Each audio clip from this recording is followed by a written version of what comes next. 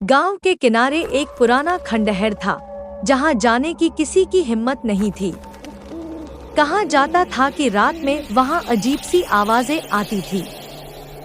एक दिन गांव के एक नौजवान राकेश ने तय किया कि वह उस खंडहर में जाकर सच्चाई जानने की कोशिश करेगा। वह सुबह सुबह खंडहर की ओर बढ़ा, अपने साथ केवल एक टॉर्च और कुछ खाने पीने का सामान लेकर।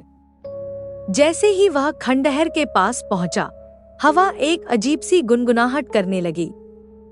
उसका दिल धड़कने लगा, लेकिन उसने डर को नकारते हुए अंदर कदम रखा। अंदर अंधेरा था, लेकिन उसकी टॉर्च की रोशनी हर जगह छिटक रही थी।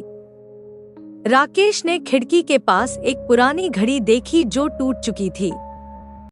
वह आगे बढ़ा और एक कमरे में घुस गया। जैसे ही वह कमरे में पहुंचा, अचानक उसके कानों में एक तेज चीख सुनाई दी। राकेश ने चौंक कर चारों ओर देखा, लेकिन कोई नहीं था।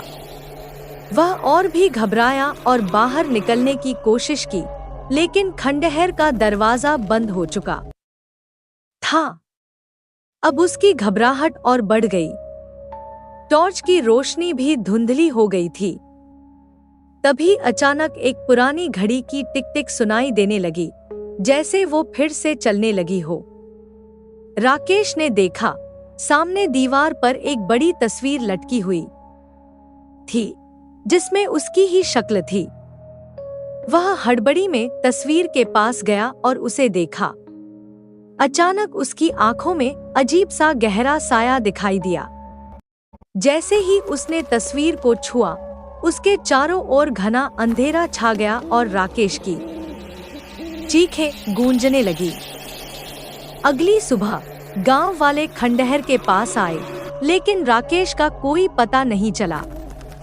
वह आज भी खंडहर में कहीं किसी दीवार में छुपा हुआ है। जो भी उस खंडहर के पास जाता है, उसे उसी तस्वीर में अपनी शक्ल दिखाई देती है और फिर वह भी गायब हो जाता है।